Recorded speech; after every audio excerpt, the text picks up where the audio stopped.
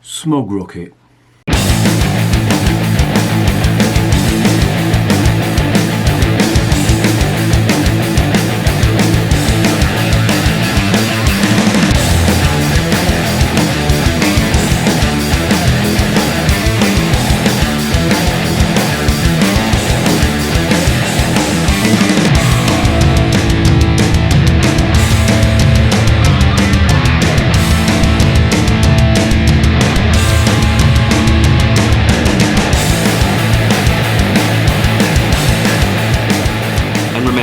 Life is too short to be drinking shitty beer.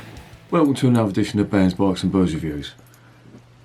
I've got a can of the Beavertown Brewery Smog Rocket Smoked Porter.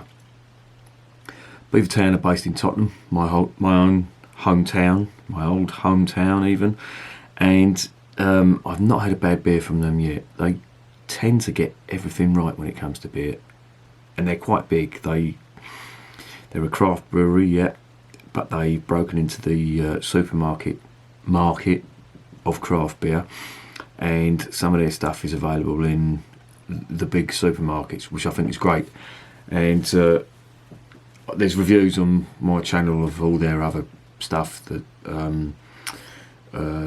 neck oil, exceptionally good, and they've even started selling that neck oil in the Tottenham Hotspur ground.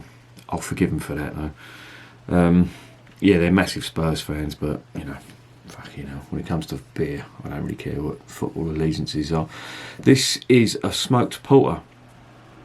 The only smoked beer I've tried before is the Schlenkerla, the German beer, which is quite ironic because they've got on the can they've got a picture of a Heinkel HE111 German bomber that bombed the crap out of London and Tottenham during the Blitz, and they've put it on the can. Obviously, there's no German markings on it, but you can't mistake the nose for it of the plane. But yeah, well, maybe they should do one called Spitfire or Hurricane, just to even it up a little bit. This is, it's a smoked porter. It's in a 330ml can.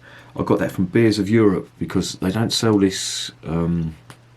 They obviously sell it in the brewery and in the tap room in the brewery, but they don't sell it sort of widespread around the supermarkets and all that. Because I can't imagine this would be a big selling thing. This sort of porter is quite an acquired taste. It's 5.4% in the alcohol ABV stakes. It's, as I say, it's 330ml can. It says drink fresh, do not age. So it's obviously not cask conditioned, bottle conditioned, whatever you want to call it. And yeah, it contains barley, oats, and you can call that an oatmeal stout or whatever you want, but oatmeal's used quite a lot in stouts and porters to improve the mouthfeel, make it smoother. But let's get this open and see what's going on. Oh yeah, that is smoky. There's bitter malt on that. Chocolate, dark chocolate. A bit of coffee in there as well, but yeah, it's smoky. As my missus would say, it smells like a bonfire and it tastes like bacon. Look at that going in the glass. That is like engine oil.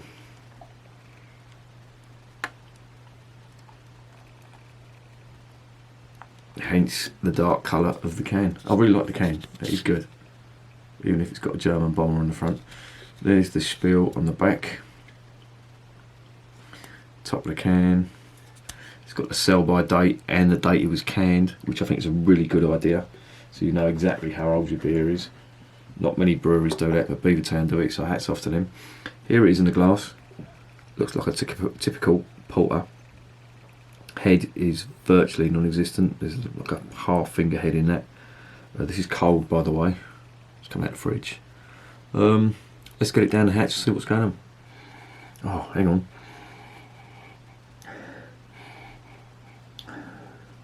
It smells amazing. There's dark chocolate, there's a little bit of coffee, there's a slightly floral note to it as well, which I'm assuming is coming from the hops. But it smells great. Let's get it down the hatch. Cheers.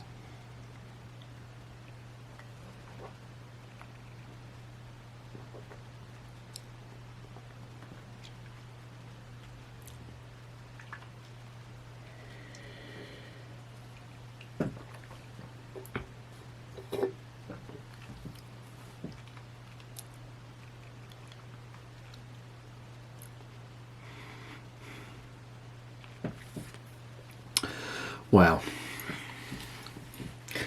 That is quite nice. There's a lot of, as you would expect, there's a lot of dark chocolate malt, and there's a lot of coffee in that as well. And it's very reminiscent of a lot of the other porters that I've tried from craft brewers. They seem to sort of emphasise the coffee malt more than the dark chocolate. They're calling that smoked, which that's what you do with any stout or any porter. You tend to roast the barley. If they're, I don't know what the brewing process they've used is, but if they're using sort of really strong wood-fired roasting techniques, then you tend to get the smoke in with that as well.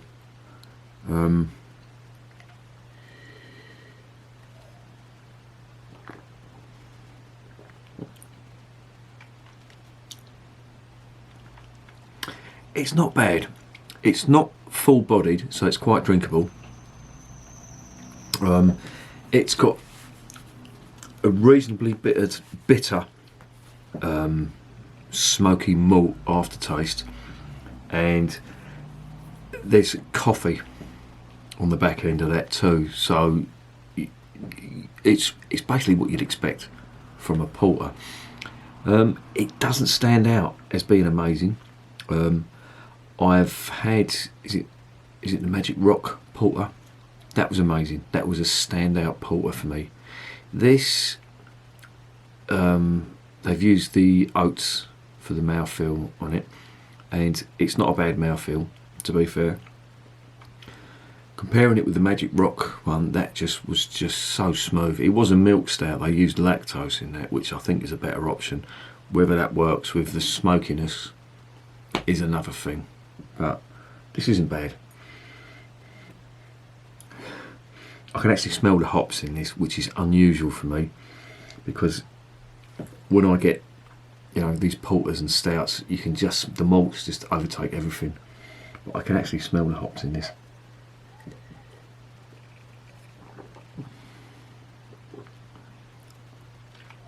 It's nice. It's very drinkable, very, very pleasant. Nothing in there that I would say is bad. And it's another good one from the Beavertown Brewery. As much as I want to hate them for supporting Spurs, I can't. The beer is just too good.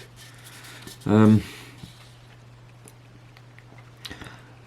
it contains barley and oats, which is what they say. Yeah, it's brewed it's unfiltered and unpasteurised, natural beer, store upright.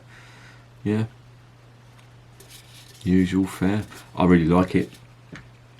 I'm going to give that an 8 out of 10 because it is nice.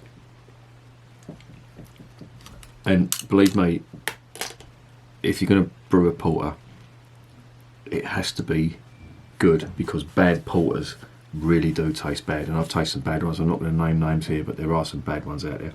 This is a really pleasant one. Yeah, 8 out of 10 and recommended. I'm just going to say this is getting more and more-ish as it goes down. Maybe I should have drank that just chilled, not cold, because there's more flavours coming out, but I still stand by that. 8 out of 10 recommended. And remember, beer is working class champagne.